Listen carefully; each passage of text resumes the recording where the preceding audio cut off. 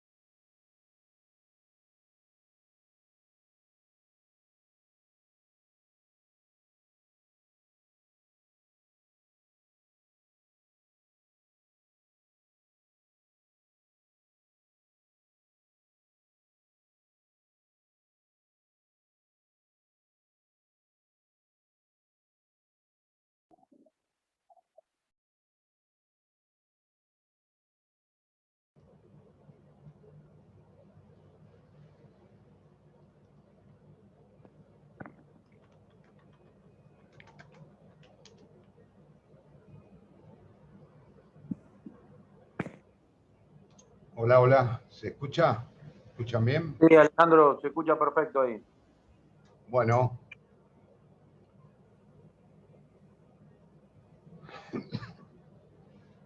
¿vos me habilitás? Ya te habilito y los chicos entran solos, así que un abrazo. Gracias, Juan. De nada.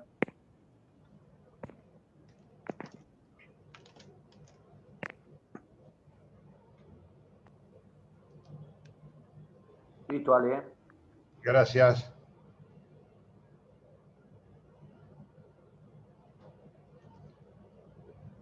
Vamos a ver.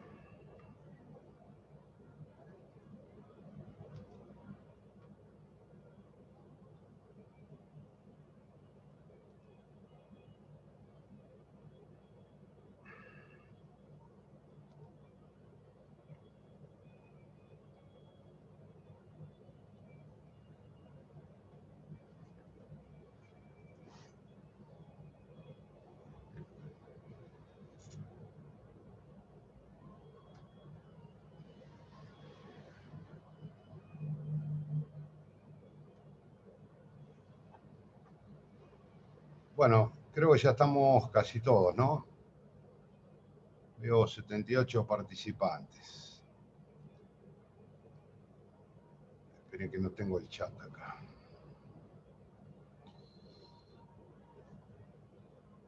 Bueno, vamos a comenzar entonces. No sé si están todos. ¿Se alcanza a ver la pantalla? Sí, sí, se ve. Perfecto.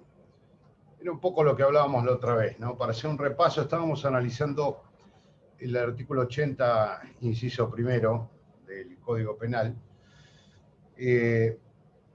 donde veíamos una serie de circunstancias agravantes que tienen que ver fundamentalmente con un vínculo que tiene el autor y el sujeto pasivo, o una especial relación que existía entre ambos que, a juicio del legislador argentino, ameritaba la agravación punitiva hasta llegar a la prisión perpetua.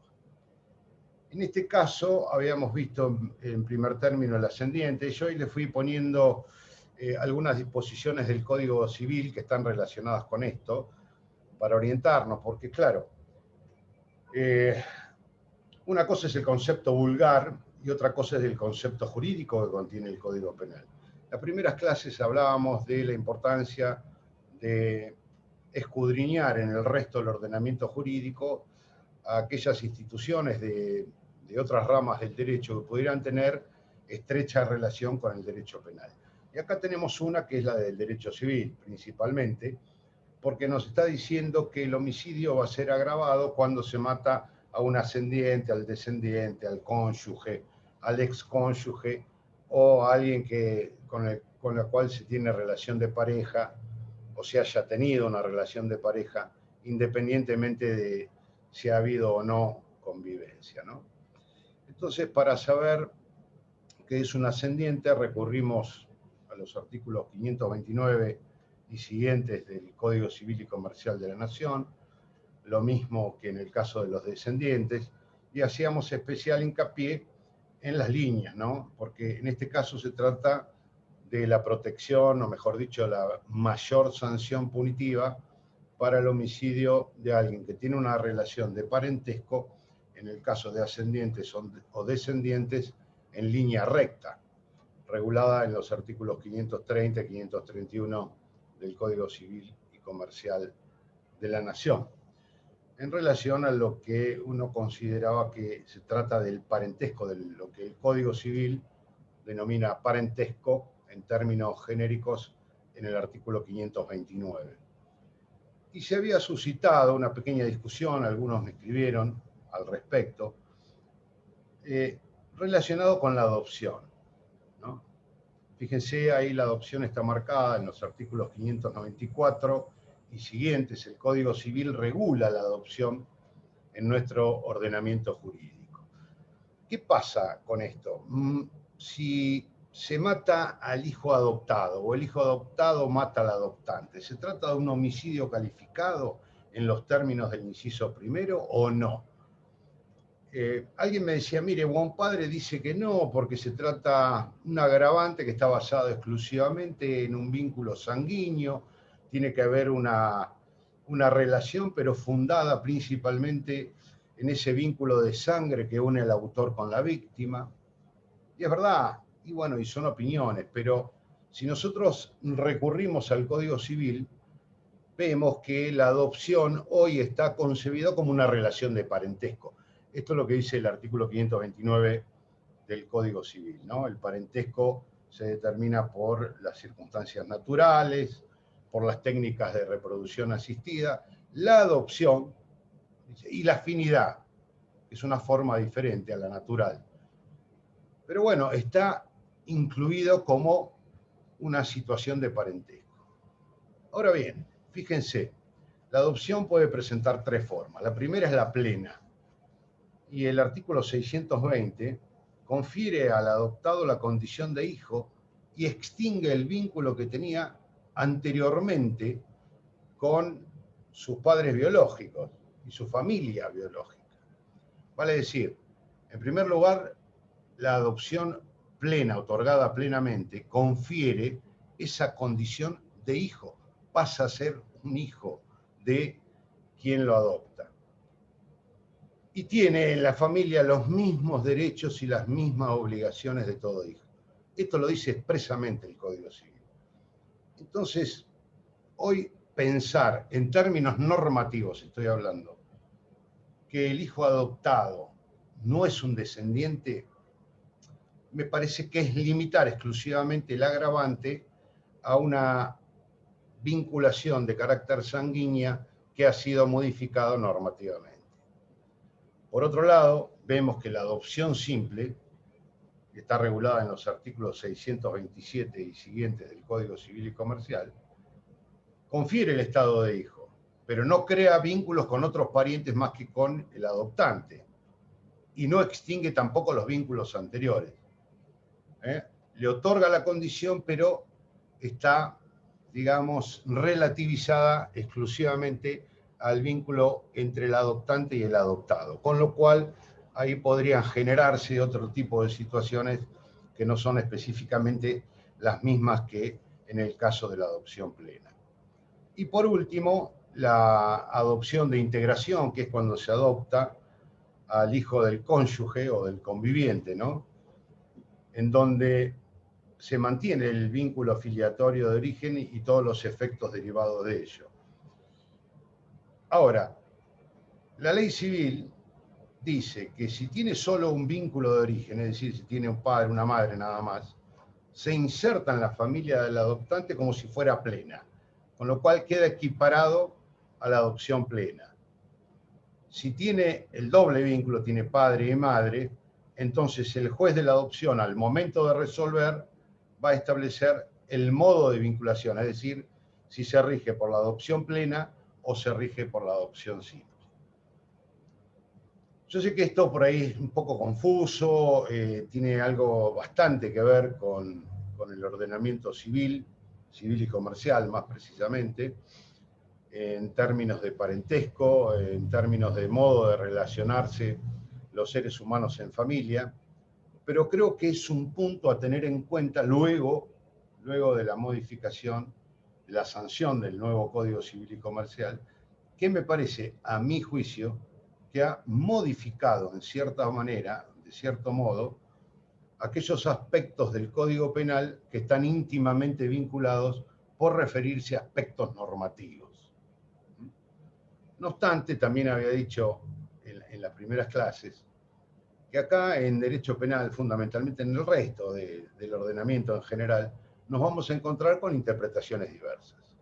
Incluso dentro de un mismo tribunal vamos a encontrar opiniones diversas de tribunales de primera instancia con relación a las de segunda instancia y así sucesivamente.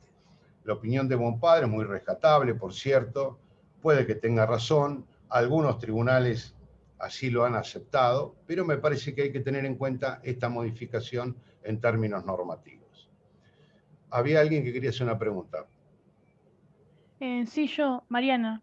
Sí, Yo tengo una duda. Si, por ejemplo, mi pareja adopta a un chico o chica, y luego el menor me mata a mí, o sea, ¿se agrava por el eh, 80 inciso uno o no? bueno, lo que veníamos diciendo recién, ¿no? Depende qué tipo de adopción sea.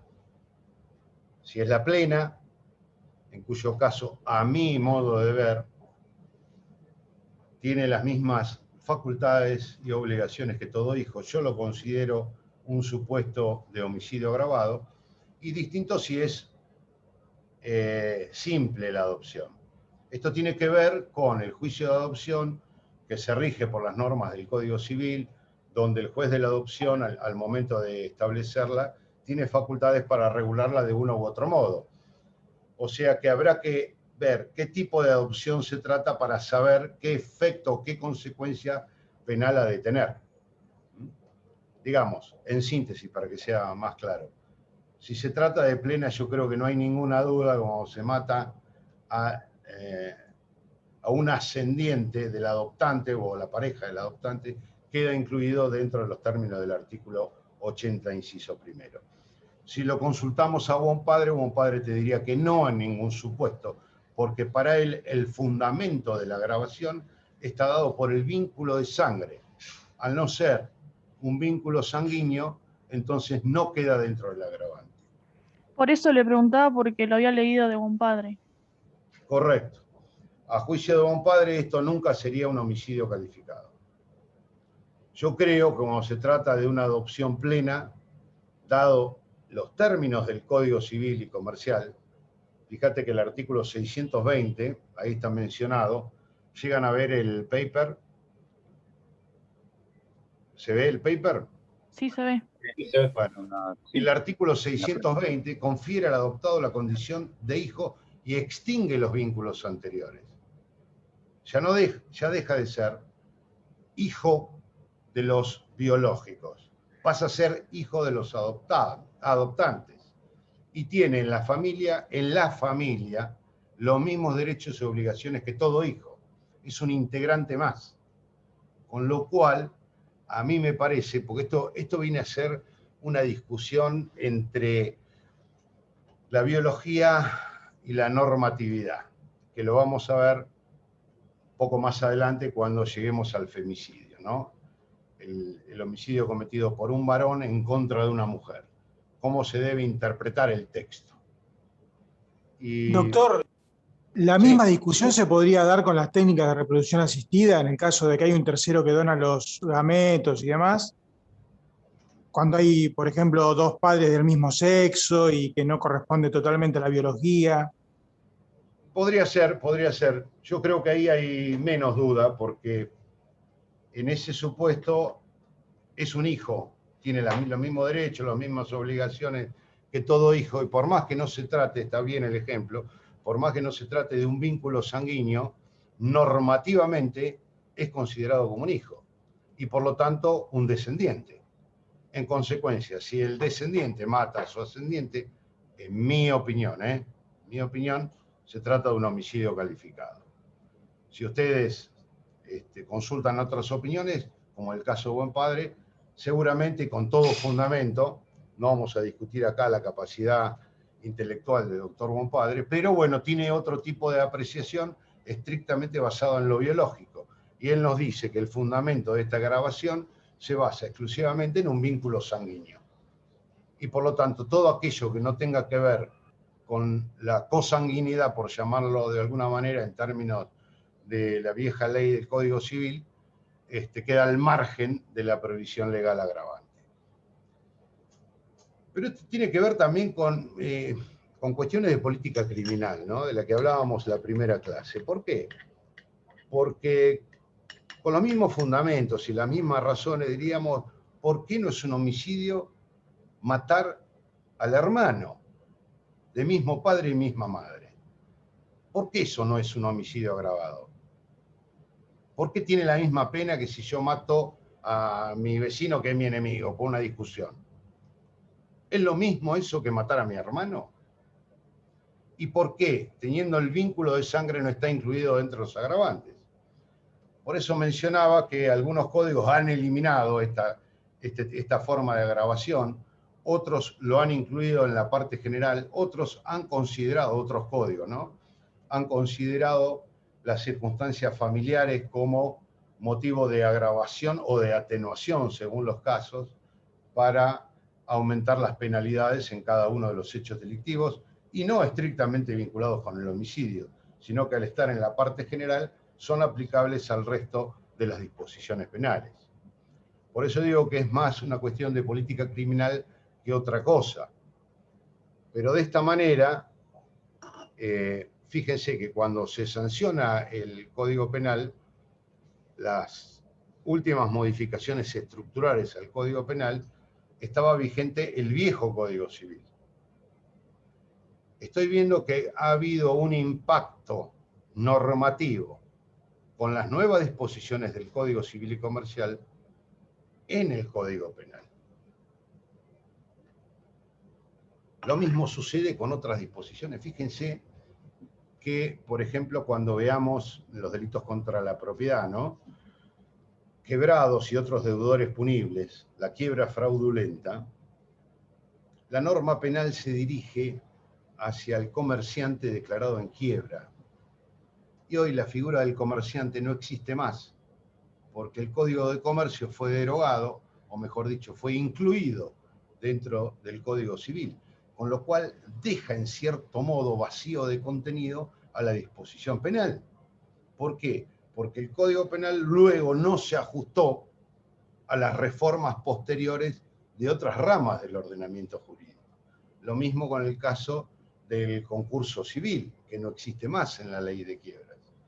Entonces tenemos una contraposición, un texto del Código Penal de 1921, con algunas modificaciones estructurales, pero que la base sigue siendo de 1921, y un avance legislativo en el resto del ordenamiento jurídico que ha generado un fuerte impacto, a mi modo de ver, dentro del Código Penal, al extremo tal de dejarlo vacío de contenido en algunas disposiciones penales, como en el caso de la quiebra fraudulenta, o el concurso civil fraudulento, que ya no existe más.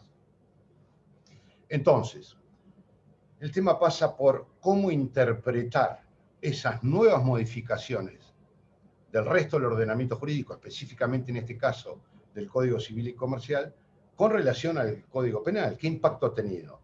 ¿No las tenemos en cuenta? Sí las tenemos en cuenta. Si acá el Código Civil me dice que el adoptado pleno es un hijo, tiene los mismos derechos y las mismas obligaciones, ¿cómo decir que no es un descendiente? ¿Simplemente porque no tiene la misma sangre? Lo mismo la pregunta que me hacías recién respecto a la técnica de reproducción asistida. ¿Podemos decir que no es un descendiente? Si el Código Civil me está diciendo que sí. ¿Se entiende lo que digo? Doctor, Pero bueno, ¿le puedo hacer una pregunta? ¿cómo no? ¿Y cuál es la postura de nuestro más alto tribunal con respecto a este tema? No ha llegado todavía a una situación similar. No ha llegado a una situación similar a ser tratado, ni creo que, si hablamos de la Corte Suprema, no creo que llegue a tratarlo, porque no creo que se trate de un supuesto que dé lugar a un recurso extraordinario, ¿no?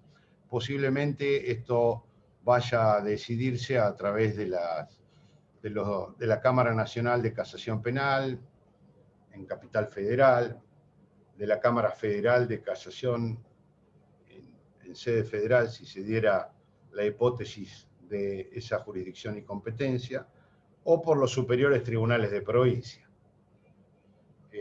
Pero si no, no creo que llegue esto a la Corte Suprema. Hasta ahora no ha llegado, por lo menos no tengo noticias de que se haya expedido en esos términos, en ninguno de los dos, ¿no? Y no olvidemos que la Constitución Nacional establece que los juicios comienzan y fenecen en cada una de las provincias que conforman el Estado argentino, con lo cual deja a criterio de los superiores tribunales la interpretación de los textos legislativos, en este caso el texto penal, excepto un caso de arbitrariedad, de gravedad institucional o alguno que sea lo suficientemente trascendente como para que la Corte tome intervención, como sucedió, por ejemplo, en el caso de los abortos no punibles, del artículo 86 inciso segundo, el que era producto de una violación o atentado al pudor sobre una mujer idiota o demente, así decía el texto viejo, que dio origen al precedente FAL, está subido al blog, en donde la Corte Suprema estableció un criterio determinado, diciendo que la norma debía interpretarse como una violación de cualquier tipo, independientemente de que se trate de un atentado al pudor en los términos del viejo código, digamos, de un abuso sexual con acceso carnal sobre cualquier mujer, ¿no? Pero si no, difícilmente tengamos una decisión de la Corte en tal sentido. Probablemente algunos tribunales de provincia lleguen a tratar el tema, pero nos vamos a encontrar con lo mismo. Quizás un superior tribunal diga una cosa y otra completamente diferente, incluso dentro del mismo tribunal, con mayorías y minorías a la vez. Pero no nos preocupemos tanto por la decisión final, sino más bien por el razonamiento, la coherencia del razonamiento. Es decir, encontrar una línea de pensamiento y preguntarnos, ¿qué pasa con las nuevas modificaciones al resto del ordenamiento jurídico y cuál es su impacto sobre el Código Penal? ¿Se puede seguir leyendo el Código Penal de la misma manera que en 1921? ¿O debemos ajustarlo a aquellos conceptos que son de carácter normativo? Porque si a cualquier persona le pregunta qué es un ascendiente o un descendiente, y cualquiera le va a decir, sí, el padre, el abuelo. Estamos de acuerdo, pero ¿cuál es el concepto jurídico? ¿No tenemos un código civil que nos dice qué es un ascendiente en línea recta? ¿Cuáles son los grados? ¿Cuál es el parentesco? ¿Qué se considera pariente? ¿Cuál es el de afinidad? ¿Cuál es el sanguíneo que hoy abarca naturaleza, técnicas de reproducción asistida y adopción? Entonces, creo que esa es la pregunta más importante y ser coherentes en el razonamiento. Estemos de acuerdo o no en la solución final. No me preocupa esto. También se los he comentado, porque si llegara a tocar el caso de un supuesto en un parcial, no me interesa que ustedes coincidan conmigo o con un buen padre. Lo importante es seguir un razonamiento. Si ustedes me dicen, mire, yo creo que en relación al vínculo sanguíneo se da el fundamento de la grabación y por lo tanto todo lo que no tenga que ver con la sangre no queda comprendido dentro del inciso primero, yo lo tengo que dar por bueno, por perfecto, está muy bien, por más que no coincida. ¿Se entiende? Entonces, no nos preocupemos tanto por la solución final, sino por el razonamiento emprendido para llegar a una conclusión, cualquiera sea esta.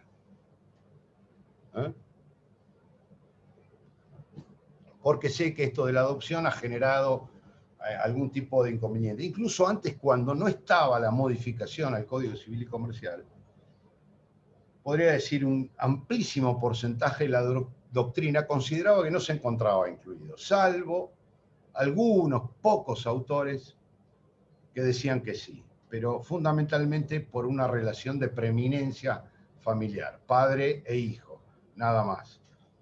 Pero el resto de la doctrina se manejaba dentro de este criterio que decía buen padre, ¿no? Del vínculo sanguíneo. Y por lo tanto, incluir a otros sujetos que no tuvieran un vínculo de sangre como ascendientes o descendientes, estaría violando para ellos el principio de legalidad. Pero bueno, es una opinión respetable. Lo que sucedió fue una reforma integral al Código Civil, que nos cambia el sentido y el contenido de los conceptos jurídicos. ¿Se entiende? Lo vamos a ver con el femicidio. En el inciso 11 de este mismo articulado, el artículo 80, en el inciso 11, se va a ver agravado el homicidio cuando un hombre mata a una mujer por el solo hecho de ser mujer, mediando violencia de género. ¿Qué concepto de hombre o mujer tomamos? ¿El biológico? ¿O tomamos el concepto de la identidad de género? Que ustedes conocen, ¿no? La ley 26.473. ¿Tomamos un concepto normativo o tomamos un concepto biológico? ¿Por qué? Porque hubo una ley posterior a la modificación del femicidio, que nos dijo otra cosa diferente a la biología. Y entonces, en cierto modo o en cierta medida, pudo haber alterado el concepto que nosotros empleamos dentro del Código Penal. Aunque esto también tendríamos que cotejarlo con la última ley de interrupción voluntaria del embarazo, donde se habla de mujer o persona gestante, tirando más a ese concepto normativo que al estrictamente biológico. Pero bueno, no me quiero adelantar. Por ahora quería cerrar con esto porque ustedes me lo habían preguntado, varios me preguntaron a través del mail qué opinaba acerca de esto, ¿no? Y algunos hicieron mención a la opinión de Bonpadre, le vuelvo a repetir, más que respetos a la capacidad intelectual y a la personalidad del doctor Bonpadre. Pero bueno, tenemos una visión diferente en este sentido. Que ustedes coincidan con Bonpadre no me preocupa para nada. Al contrario, en el marco de estas discusiones o intercambio de opiniones es donde verdaderamente uno puede sacar algún tipo de conclusión superadora, ¿no?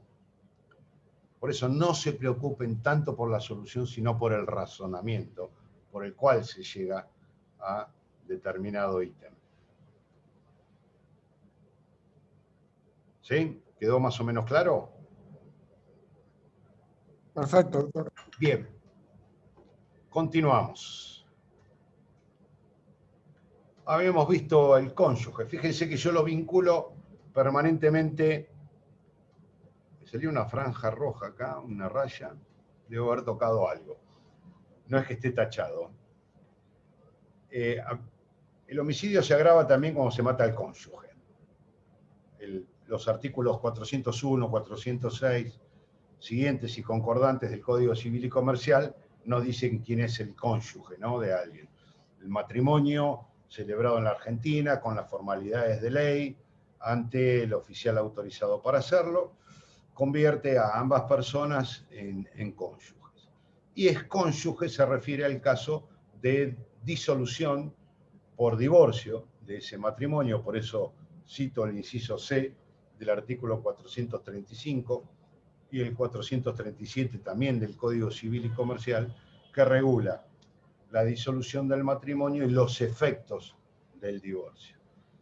Quien mata a su cónyuge, es decir, con el que está casado, o con el ex cónyuge, con que estuvo casado y luego disuelto el matrimonio, comete un homicidio calificado en los términos de este inciso primero del artículo 80. Y luego viene esto que es bastante complejo, ¿no? Con quién se tiene o se ha tenido una relación de pareja. Haya habido o no convivencia, dice el Código Penal. Entre paréntesis, ya actualizamos el Código Penal en el blog, ¿eh? Así que lo pueden consultar de ahí, lo pueden abrir paralelamente para tenerlo a mano. Está actualizado el Código Penal al día de la fecha. ¿Qué es esto de relación de pareja? Presente o pasada. ¿Quién es pareja? Y esto ha generado muchísimo revuelo. Siguiendo Bonpadre, ya que se me lo mencionó tanto por aquí, él lo considera al límite de la constitucionalidad o de la inconstitucionalidad por la vaguedad del texto. Dice que puede confrontar el principio de taxatividad y certeza legal porque no se sabe muy bien a quién se refiere con esta relación de pareja. ¿Qué es una relación de pareja? Son novios, son dos personas que son novios. ¿Qué implica esto? Que salieron un par de veces, fueron a tomar unos tragos, fueron al cine, salieron 3, 4 semanas, los fines de semana nada más, luego se distanciaron y 10 años después uno ve al otro y, no sé, quizá por un mal recuerdo lo mata. ¿Es un homicidio calificado eso? Pregunto. ¿O tiene que tener más fuerza? porque es una relación de pareja actual o pasada.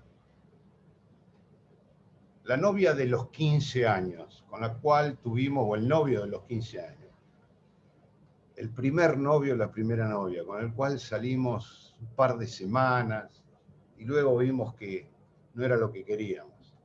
Ya automáticamente de por vida implica que si lo mato, cometo un homicidio calificado. ¿A qué se refiere esto? Esto generó dudas, muchísimas discusiones, tanto en doctrina como en jurisprudencia.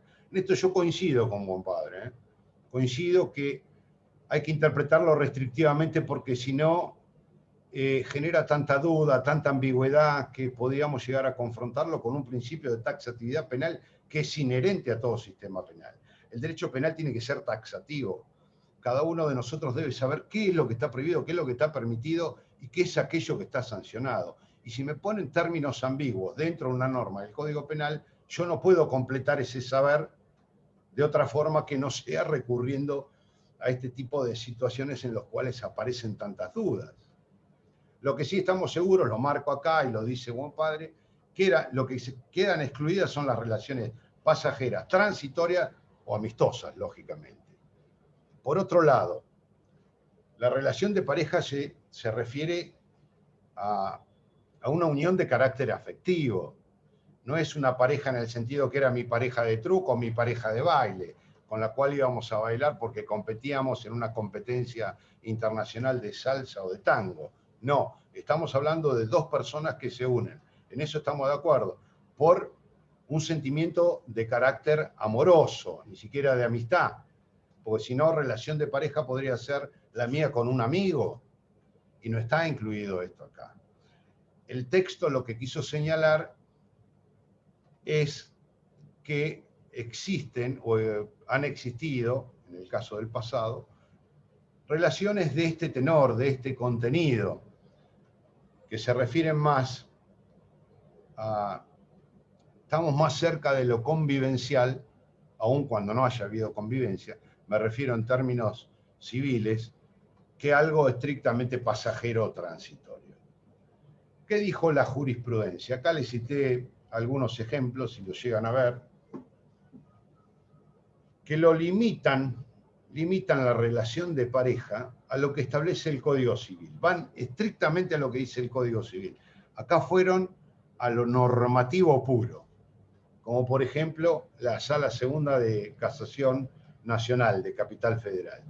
Varios precedentes. Este Escobar que cito aquí es uno de los tantos, en donde fundamentalmente la Sala 2 dijo, a mi modo de ver, en principio correctamente, que se debe compatibilizar con el artículo 509 del Código Civil. Es la unión afectiva de carácter singular, pública, notoria, estable y permanente de dos personas de igual o distinto sexo que comparten un proyecto de vida en común. Pero, en cuanto a los requisitos de validez en términos civiles, fueron también por el artículo 510 del Código Civil y Comercial, que establece los requisitos: deben ser mayores de edad, no debe existir ningún tipo de impedimento, es decir, en el caso de parentesco, en fin, y que tengan un periodo superior a 2 años de convivencia o de estabilidad. Y de este modo introduce, a mi modo de ver, un requisito no exigido por el tipo penal, que está dado por el plazo, por el tiempo. En el fallo Escobar, este aquí citado, y en otros, dijeron que como la relación no había llegado a los 2 años, no podía considerarse que se trataba de una relación de pareja, a pesar de que era una unión afectiva de carácter singular, pública, notoria, estable y permanente. Me parece a mí en lo particular que, perdón que se me trabó la pantalla. En lo personal me parece que es más prudente utilizar el criterio, por ejemplo, de la Cámara Criminal de Capital Federal, en donde dice, la ley nos da las pautas útiles para alcanzar la categorización, la caracterización de lo que es una relación de pareja, aun cuando no haya una correlación, una identificación estricta entre los requisitos civiles y el Código Penal.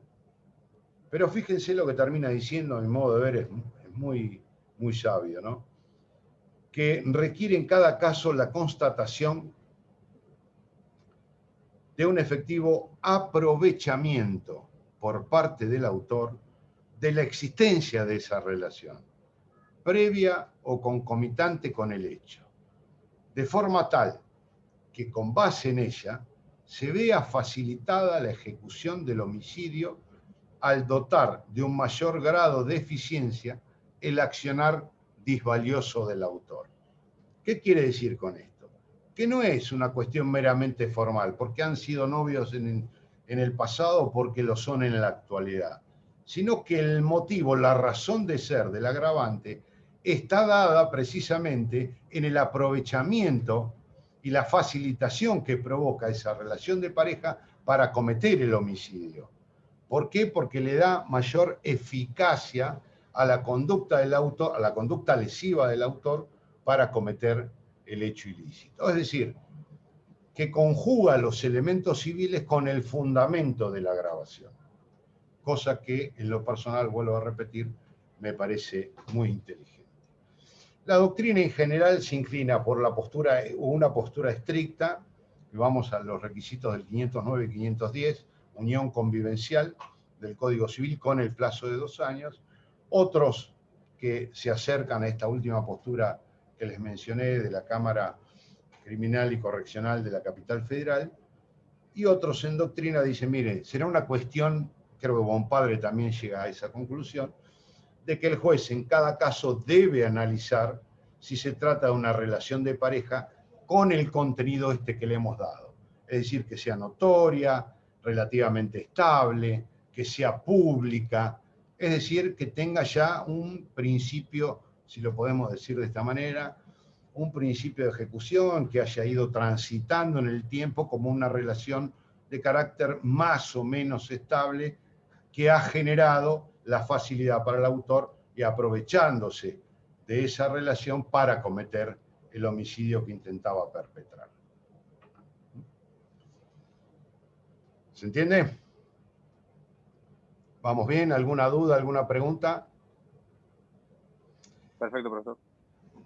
Muy bien, cualquier cosa me levantan la mano o me hablan directamente si tienen alguna duda o algo para decir. Este artículo 80, inciso primero, entonces contempla estos supuestos, ¿no? El del ascendiente, el descendiente, el cónyuge, la relación de pareja, actual o pasada, haya habido convivencia o no. Eso no le interesa a la ley, ¿no? Con las dificultades que tenemos para interpretar este último párrafo.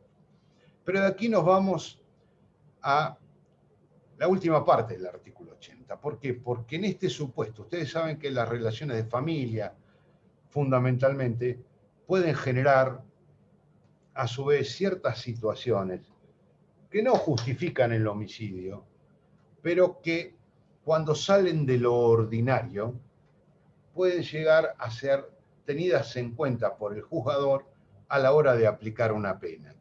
Y quizás, entendiendo que una pena de perpetua para determinadas situaciones anómalas o extraordinarias es demasiado excesivo, el legislador estableció un atenuante punitivo para cuando concurriesen lo que se llaman circunstancias extraordinarias de atenuación.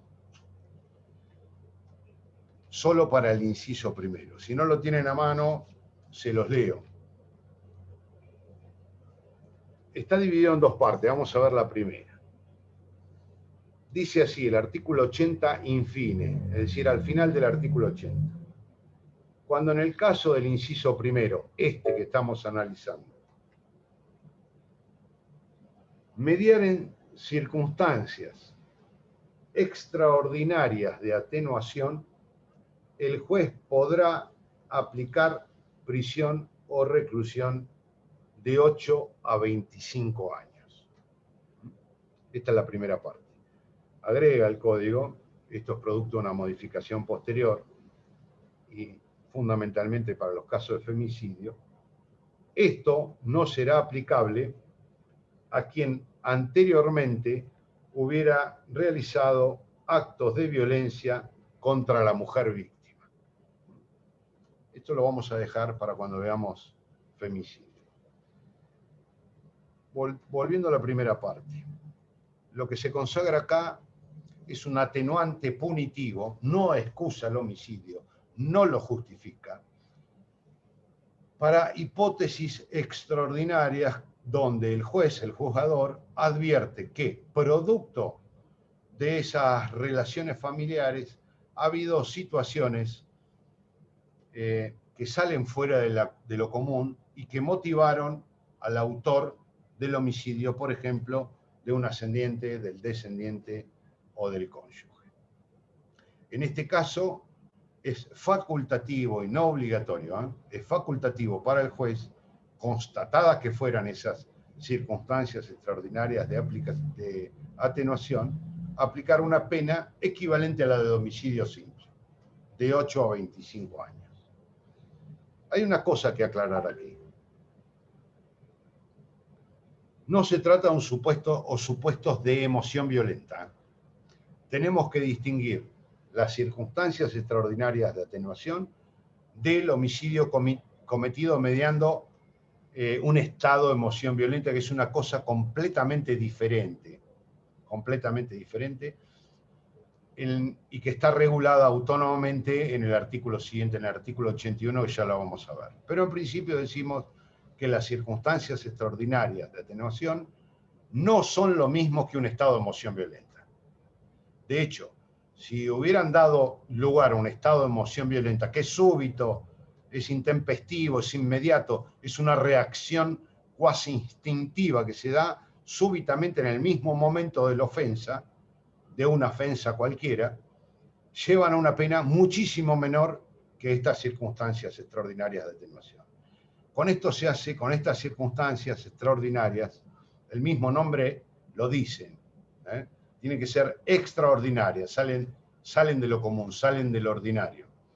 Se refieren a vejaciones ocurridas a lo largo de la infancia por parte de un sujeto menor de edad, hasta que alcanza la mayoría de edad, por lo menos en términos de imputabilidad penal, ofensas, torturas, humillaciones, vejámenes de cualquier naturaleza, que a lo largo del tiempo han ido minando el respeto por la autoridad paterna o materna y han llegado a un estado en el cual, frente a la imposibilidad de resistir o de tolerar esa clase de vejaciones o abusos, lleva al autor a cometer un homicidio sobre su pariente, fundamentalmente en el caso de los ascendientes o de los descendientes.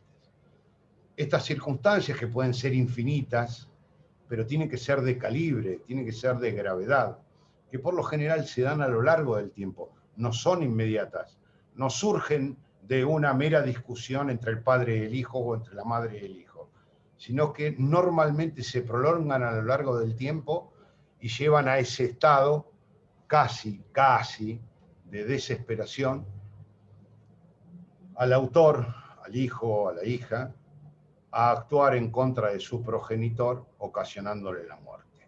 No justifica ni excusa el homicidio. Solo simplemente son circunstancias que el juez, al momento de valorar la pena a aplicar, puede graduarla en términos divisibles entre 8 y 25 años de edad. ¿Sí? Bien, ¿alguna duda? Avanzamos un poco más, entonces. Vamos al inciso segundo. Yo les voy dando algunos lineamientos, porque si no sería imposible abarcar. Tendríamos que hacer un cuatrimestre de homicidios y homicidio calificado, ¿no? Les voy dando algunos lineamientos para que ustedes tengan presente y después ustedes los van siguiendo de otros textos, de lo que vamos subiendo, en lo que está subido en el aula virtual, pero estamos limitados a aquellos aspectos más salientes de los articulados por una cuestión de tiempo, ustedes sabrán entender. Como para dar un lineamiento general que pueda ser entendible a la hora que ustedes se dediquen a incrementar el estudio, profundizar en el estudio de estas disposiciones. No obstante, cualquier duda, me levantan la mano, me hacen una pregunta por el chat o lo que fuera. Vamos a ver la segunda circunstancia de agravación, artículo 80, inciso segundo. El legislador argentino ha considerado que también es merecedor de una pena perpetua, no ya de 8 a 25 años como cualquier otro homicidio, a quien actúa con ensañamiento, alevosía, veneno u otro procedimiento insidioso. ¿Por qué esto? Porque sí. ¿Por qué tiene que tener una pena más grave? Porque acá hay un modo cruel de matar. Este es el fundamento de la agravación. Nuestro legislador, el legislador argentino, ha dicho, cuando hay una crueldad tan extrema como en los supuestos de ensañamiento, alevosía, veneno u otro procedimiento tan insidioso como estos, vamos a aplicar una pena perpetua. ¿Por qué? Porque el autor demuestra su crueldad a través de estos modos de matar. Para eso tenemos que darle un correcto entendimiento a cada uno de esos conceptos que utiliza nuestro Código Penal. En primer lugar, se habla del ensañamiento, ¿no? Aquel que mata con ensañamiento. ¿En qué consiste? Le pongo algunas características aquí para que ustedes lo puedan tener a mano. En prolongar deliberadamente los padecimientos de la víctima antes de su muerte. Es un modo cruel de matar. El autor tiene la intención de matar a alguien, pero no lo quiere matar de un primer golpe. Quiere verlo sufrir. Quiere hacerlo padecer deliberadamente. Él actúa con esa orientación volitiva. Dirige todo su modo de ejecución a que la víctima sufra antes de morir. Por eso se habla de un exceso de crueldad. Y por eso se habla subjetivamente que la finalidad del autor está desdoblada. En primer término, porque la finalidad lógicamente es matar, destruir la vida del otro, pero hacerlo de un modo determinado. Esto es hacerlo padecer deliberadamente esos sufrimientos insoportables antes de llegar a la muerte. Como decía algún autor español, es hacerle sentir a la víctima su propia muerte, hacerle saber que se está muriendo, generarle una agonía previa antes de la muerte. Por eso, esto no puede deducirse objetivamente de los hechos exteriores.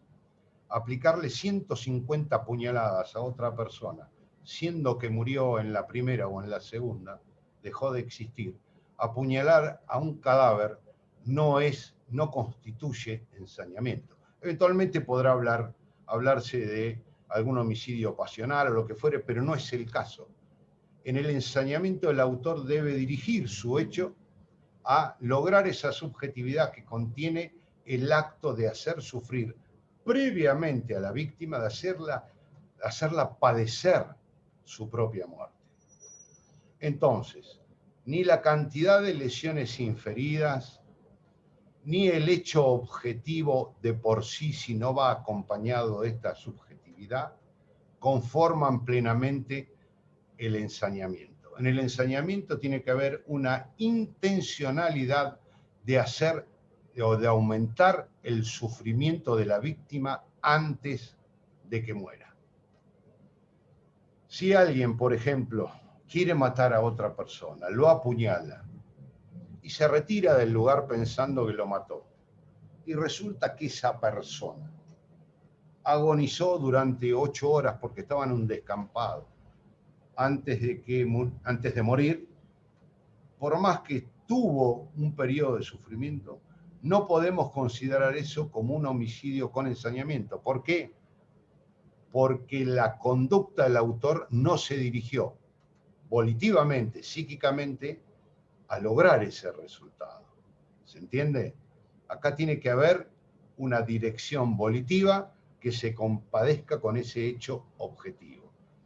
Y por eso hablamos de un doble juego de voluntad.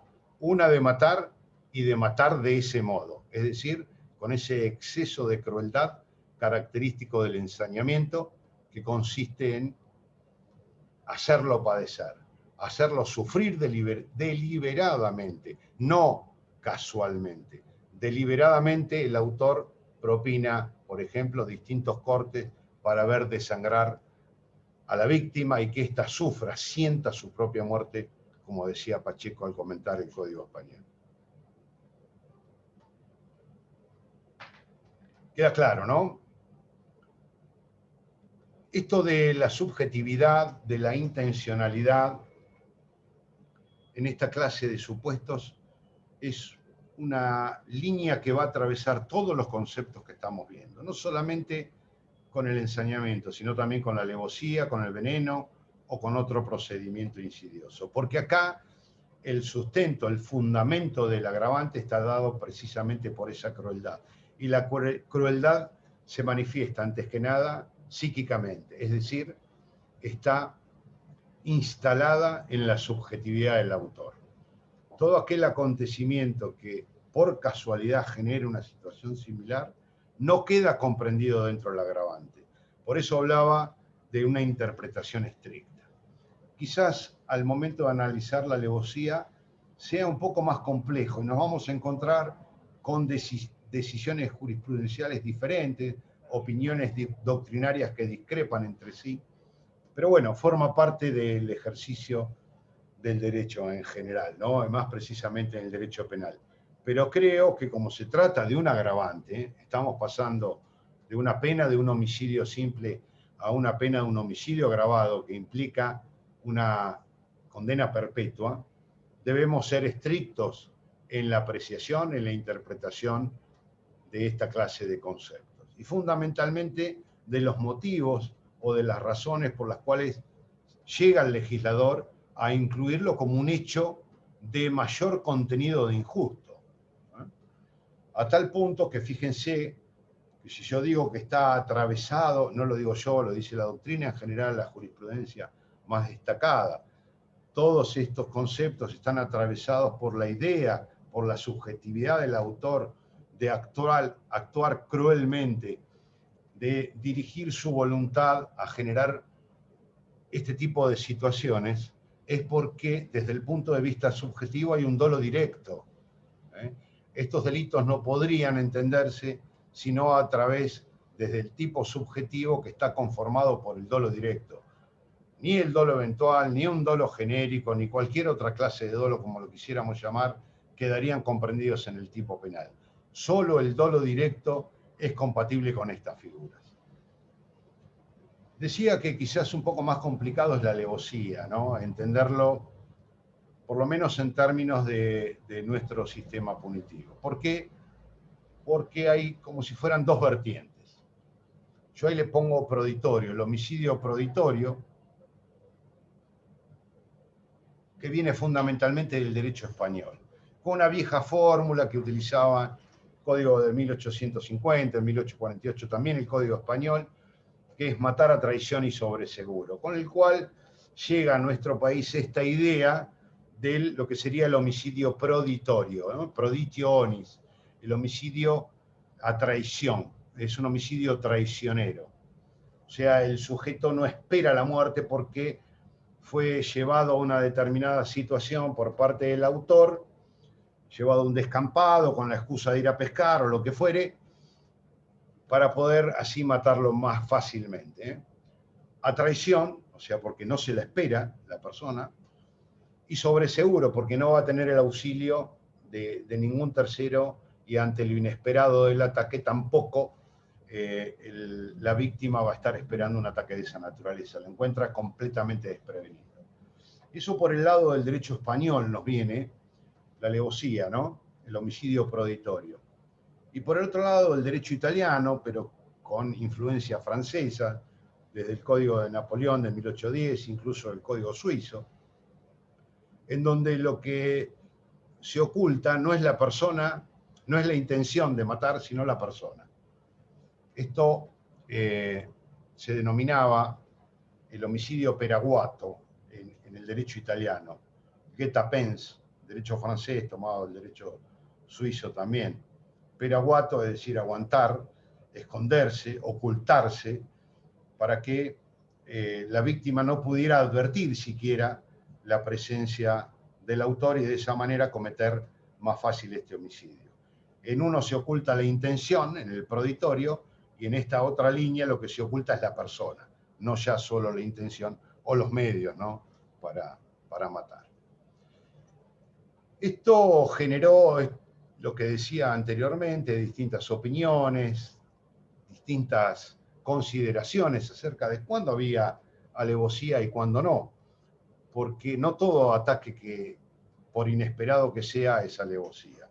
Debe haber un aprovechamiento o una intención de procurar la ausencia de riesgo para el autor y conseguir la seguridad o el éxito de lo que intentaba perpetrar, en este caso del homicidio. Por eso se lo considera un modo cruel y perverso de matar, y por eso digo que volitivamente debe estar orientado a ese fin. Entonces, no todo homicidio inesperado va a ser constitutivo de alevosía. Va a haber que analizar las circunstancias por las cuales el sujeto activo aprovecha una circunstancia que lo beneficia.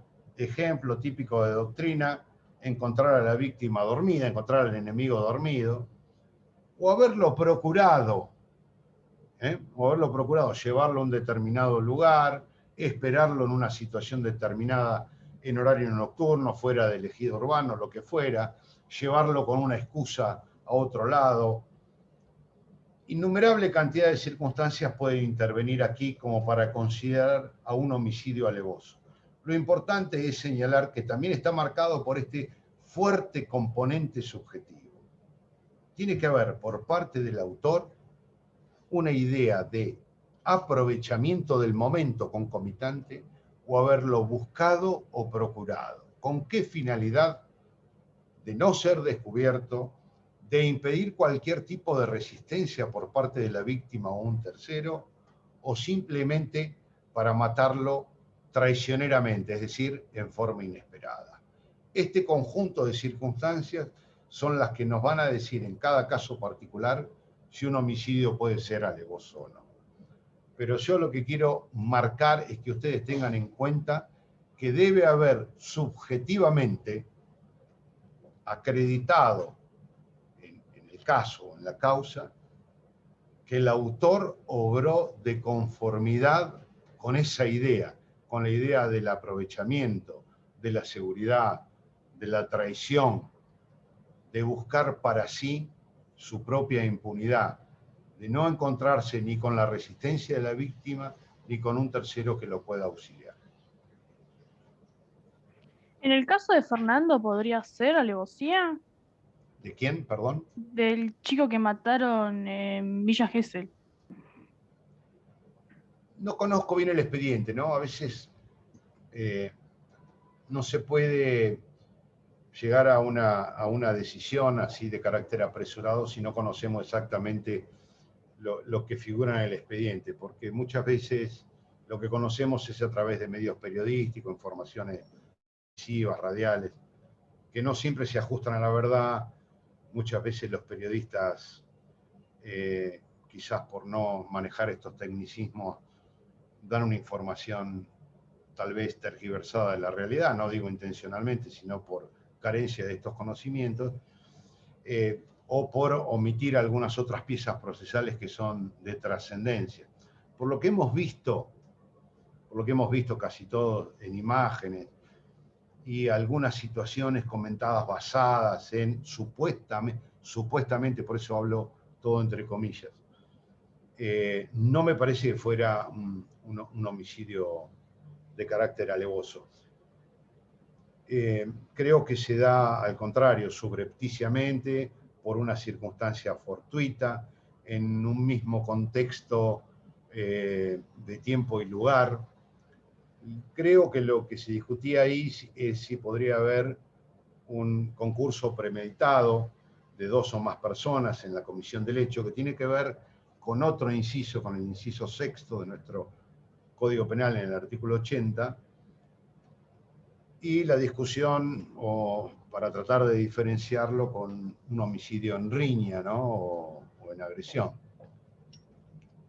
que también está previsto en nuestro Código Penal. Pero hasta que no haya una decisión jurisdiccional que haga referencia a los elementos de prueba relevantes que existen en la causa, me parece que es un poco apresurado hablar del ejemplo, del caso ese. Sí podemos tomar un ejemplo similar, digamos, si se diera una hipótesis similar a esa,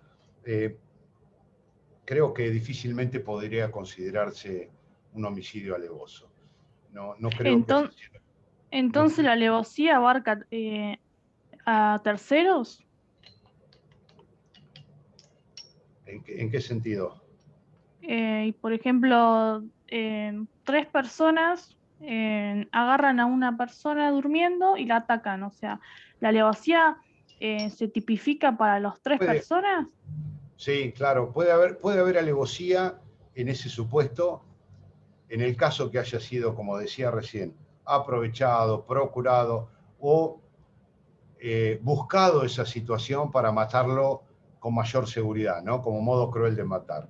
Pero ahí vos estás incluyendo algo que te decía recién, que es otra circunstancia agravante más, que es el concurso premeditado de dos o más personas, junto con el autor. ¿Sí?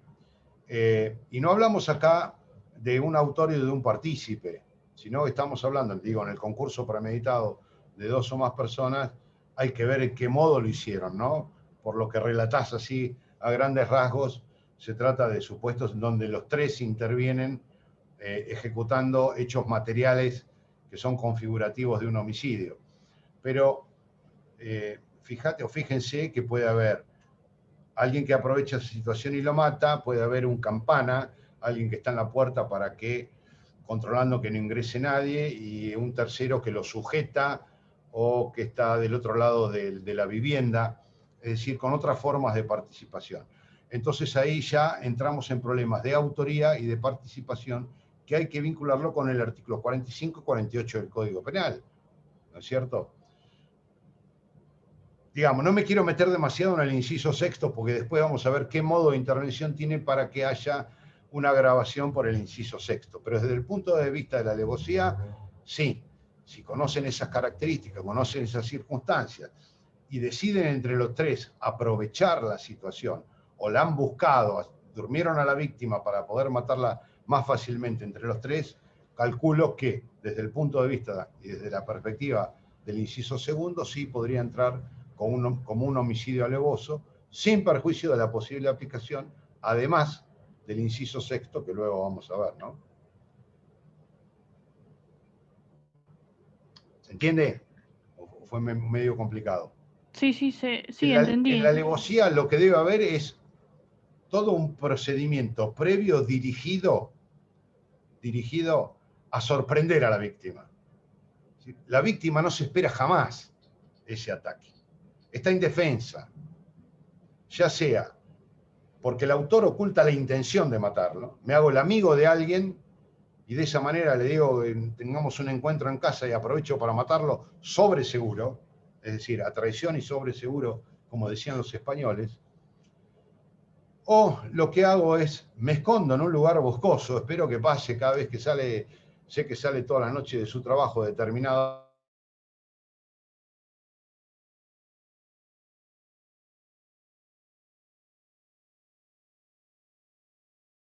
¿Se cortó? Sí, se cortó. Va, yo no escucho nada. Sí, se cortó también. Tiene el micrófono desactivado, doctor. Ahora sí, ¿no? Ahora sí. Ahora sí. No sé por qué se cortó. Pero bueno, les estaba diciendo que lo importante para definir un homicidio como alevoso tiene que ver con esto, con el aprovechamiento, con la dirección volitiva, es decir, con la intencionalidad del autor de procurar, de buscar una situación para que la víctima se encuentre en indefensión. Doctor, es indefensión. Un homicidio Es indefensión. ¿Debe haber sido procurada por el actor o puede ser, por ejemplo, el caso en el que la persona está durmiendo y no la provocó el debe haber actor? sido procurada, buscada o aprovechada por el autor. El que encuentra dormido a su enemigo porque quedó borracho tirado en la calle y lo mata, comete un homicidio alevoso. Es un homicidio del cobarde. ¿Se entiende?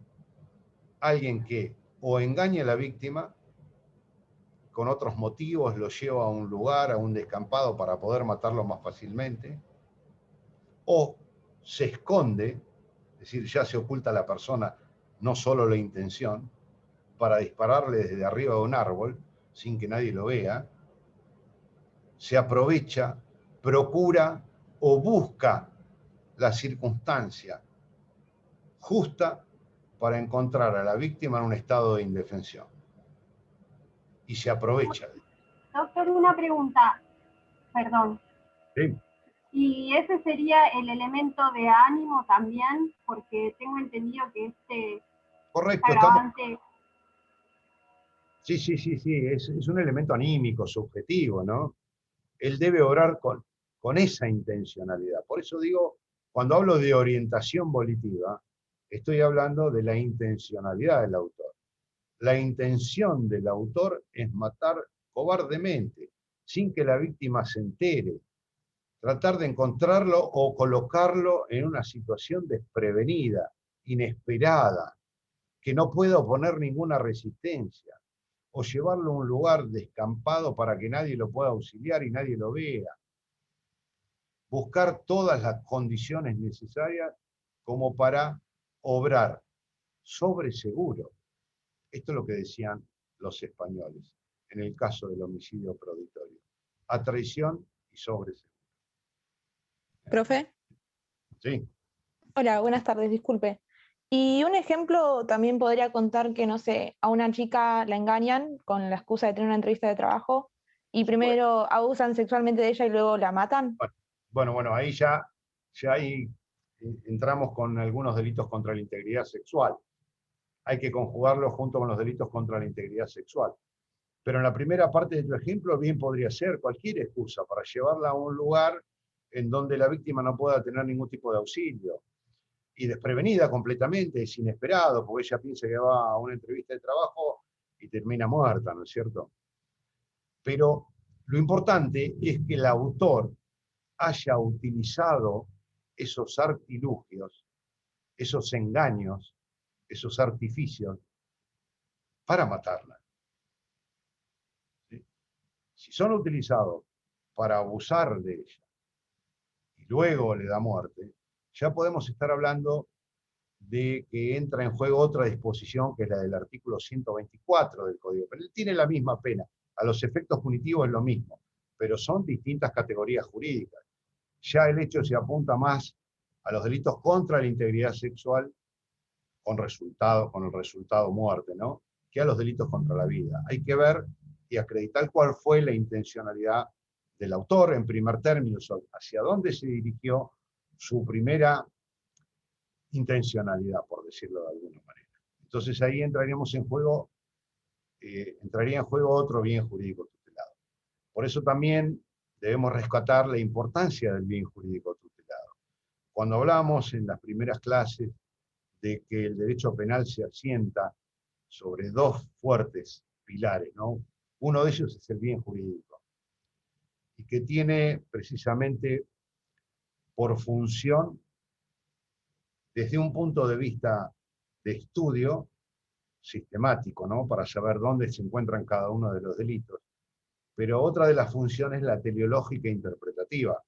Nos va a servir para orientarnos hacia dónde ir con una conducta, para dónde encuadrarla.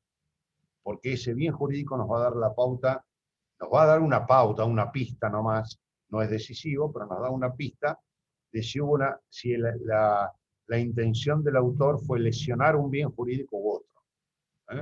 Porque a veces en algunos delitos nos vamos a encontrar que son pluriofensivos.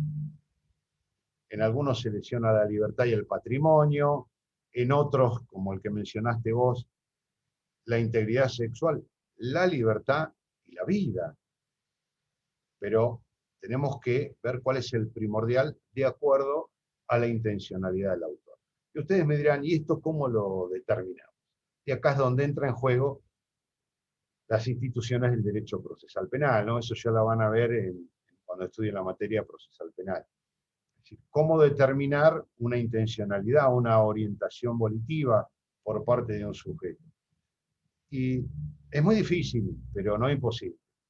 Esto se puede hacer a través de un grupo de indicios y presunciones que pueden ser graves, precisas y concordantes, que lleven a una conclusión unívoca, que no sean ambivalentes, a través del comportamiento previo y posterior por parte del autor, a través de pericias psicológicas, informes técnicos, periciales de toda índole, médicos, psicológicos, psiquiátricos, etc., puede construirse con un grado de certeza más que probable, yo diría absoluta, por lo menos en términos procesales, la intencionalidad del autor. Pero bueno, ya ahí entran en juego, volviendo al comentario que me hacías, entran en juego otros bienes, y lo más probable es que la conducta vaya a parar a el artículo 124 del Código Penal. Acá me preguntan si es como asegurarse la impunidad. En cierto modo sí, en cierto modo sí. Por eso decían los españoles obrar a traición y sobreseguro. Pero no confundir, no quiero confundirlos, porque en el artículo 80, inciso séptimo, vamos a ver un homicidio que se comete para asegurar la impunidad para sí o para terceros, que es el homicidio crimen y causa, pero siempre vinculado con otro delito. Acá podemos decir que sí en términos genéricos, porque más que asegurarse la impunidad, lo que se asegura el autor es la carencia de resistencia por parte de la víctima. Como es inesperado el ataque, como lo encuentra desprevenido o lo coloca en una situación de esa naturaleza, lógicamente lo que pretende el autor es no recibir ninguna resistencia o auxilio por parte de terceros que puedan auxiliar a la víctima. Fíjense, ya se nos hizo un poco tarde, pero para ir terminando, quiero terminar aunque sea este inciso, quizás con el ejemplo del veneno, que es el otro concepto empleado por el inciso segundo. Estamos hablando de ensañamiento, alevosía, veneno u otro procedimiento insidioso. Uno podría decir, bueno, cuando se utiliza veneno, el homicidio es agravado, esto es muy sencillo. No, no es tan así. Porque debe leerse e interpretarse en el contexto que estamos hablando, y dijimos que eran modos crueles de matar, perverso. Acá aparece la perversidad como característica personal del autor. ¿Qué significa esto? El veneno es cualquier sustancia química, artificial, natural, que ingerida por el ser humano puede provocar la muerte, ¿no? Concepto laxo, genérico de veneno, no interesa tanto. Puede ser un veneno particularmente para alguien, sabiéndolo el autor, ¿no? Como por ejemplo alguien que es alérgico a determinada sustancia y suministrársela, proporcionársela, sino que lo que interesa acá es el modo de suministrar. Para que se entienda bien, les voy a poner ejemplos bastante burdos. Si yo a mi enemigo lo hago ingresar a mi casa, lo sujeto, o ingreso a la casa de él, lo ato a una silla, le abro la boca y le vierto ácido muriático o cualquier otro veneno, no se da esta agravante, por más que haya utilizado el veneno. La característica del veneno está dado por el modo de suministrar. Es un modo oculto que toma nuevamente desprevenida a la víctima. La víctima no sabe que está ingiriendo veneno. Le pongo en el azúcar una sustancia extremadamente nociva y letal y le digo, servite azúcar tranquilamente. El sujeto pasivo, la víctima, cree que lo que está bebiendo, comiendo, lo que fuere, es completamente inocuo. En consecuencia, para que se dé este agravante es necesario reparar en el modo cruel, perverso, insidioso, oculto, en el artificio, el engaño utilizado para hacerle ingerir un veneno a alguien sin que ese sujeto sepa que lo que está tomando o ingiriendo es veneno. Nuevamente vemos la perversidad del autor, que es lo que motiva al legislador argentino a agravar la penalidad y a ubicarla en el contexto circunstancial de estas hipótesis de ensañamiento y alevosía. Lo mismo pasa con el procedimiento, fíjense que dice, u otro procedimiento insidioso. Esto de la insidia tiene que ver con la ocultación, con el artificio empleado, con el engaño. Tiene que ver con aquellas maquinaciones utilizadas previamente y deliberadamente por el autor. Esto no es que se trató de un equívoco, y en vez de darle azúcar le dio veneno. Al sumo eso podrá ser un homicidio culposo. Acá hay una actitud dolosa por parte del sujeto activo para engañar a la víctima. Es un modo cruel y perverso, como les repetía recién, de modo tal que la víctima padece por la ingesta de veneno u otro procedimiento similar. Soler habla del vidrio molido, hacerle ingerir otra sustancia que sin ser considerada veneno pueda provocarle la muerte. Algunos incluyen acá aquellos supuestos de sustancias que en sí son inocuas, pero que ingeridas por la víctima pueden provocarle la muerte, como para dar, por ejemplo, una gran cantidad de azúcar a un diabético en una fase bastante avanzada de la enfermedad, en fin, o a un hipertenso, una comida repleta de contenido sódico, en fin. De todas maneras, a mí en lo personal me parece que la ley está hablando de procedimiento insidioso. Es decir, todo procedimiento oculto que sin ser veneno pueda provocar la muerte del sujeto pasivo. Acá me preguntan si las prácticas de asfixia como hogar entran en el ensañamiento, en la primera parte.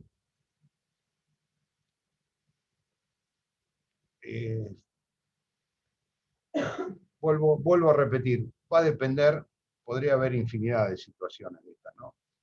Vuelvo a repetir, bien puede ser o no puede ser, depende la subjetividad del autor.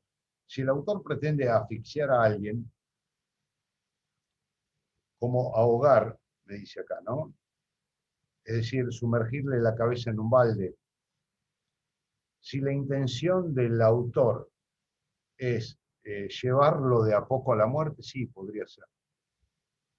Si es utilizado como tortura, podemos estar hablando de otra hipótesis. Pero en la medida que la orientación volitiva del autor, la intencionalidad, sea la de hacerlo morir de a poco, es decir, generarle esos padecimientos previos a la muerte, sí, podría entrar. Depende mucho de las circunstancias. Pero a lo largo de todo este inciso hemos visto esto precisamente, que todos estos institutos están caracterizados por una fuerte subjetividad del autor.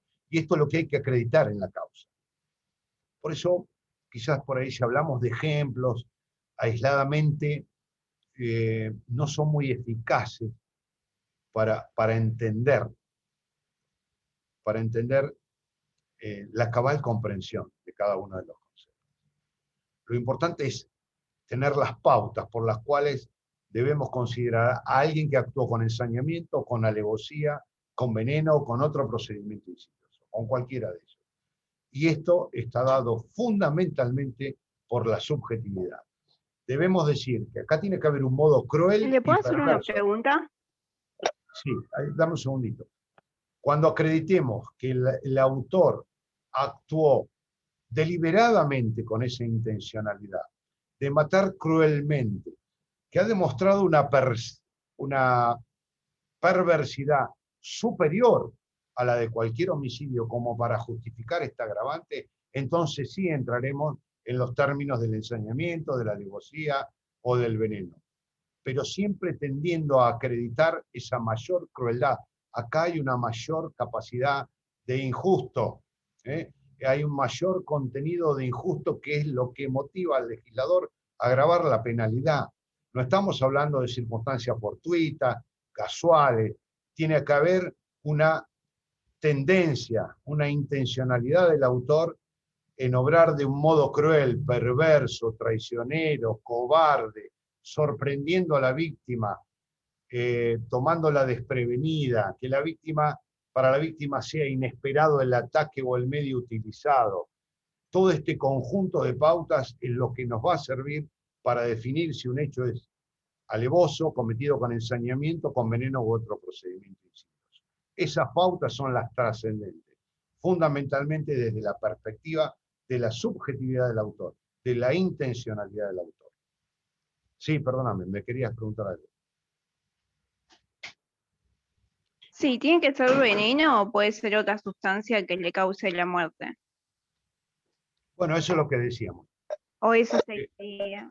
Eso es lo que decíamos. Si para algunos autores que consideran que veneno solamente es la sustancia nociva para la salud, en el sentido de causar la muerte, la utilización de cualquier otra sustancia que no sea técnicamente un veneno, que es suministrada a través de estos artilugios, a través de estos artificios, de modo doloso y con esta intencionalidad, queda comprendida en otro procedimiento insidioso. No entra como veneno, pero entra en el mismo articulado, como un homicidio agravado, pero por procedimiento insidioso, no por veneno. Para aquellos que el concepto de veneno es más amplio y que no se refieren estrictamente a la naturaleza misma de la sustancia, sino al efecto que producen, queda comprendido dentro del veneno. En ambos casos, la solución es la misma, ¿no? Acá me preguntan nuevamente si el ensañamiento abarca a terceros o solo es delito de una persona. Las cuestiones de participación, no entiendo bien, pero creo orientarlo por este lado. Digamos, si alguien actuó con ensañamiento y tiene dos partícipes, hay que ver si son coautores, si son partícipes primarios, si son partícipes secundarios, qué modo actuaron. Nuevamente entramos con el concurso premeditado de dos o más personas del inciso sexto. Es decir, si previamente decidieron actuar de esa manera, en cuyo caso lo más probable es que entren en el inciso sexto del Código Penal sin perjuicio de la posibilidad del ensañamiento si los tres fueron coautores, si los tres actuaron con esa intencionalidad volitiva de hacer sufrir a la víctima previo a la muerte. Va a depender mucho de estas circunstancias. Va a depender también, en el caso de los agravantes, lo que dispone el artículo 48 del Código Penal, que yo dije que repase. Tiene que ver con la autoría y la participación. Esto es, las circunstancias agravantes, si son conocidas o no por los cómplices y los partícipes, si lo favorecen o no en cuanto a su conocimiento. Pero va a depender fundamentalmente del modo de actuación, si son ejecutores, autores, coautores, partícipes primarios, secundarios, eventualmente auxiliadores.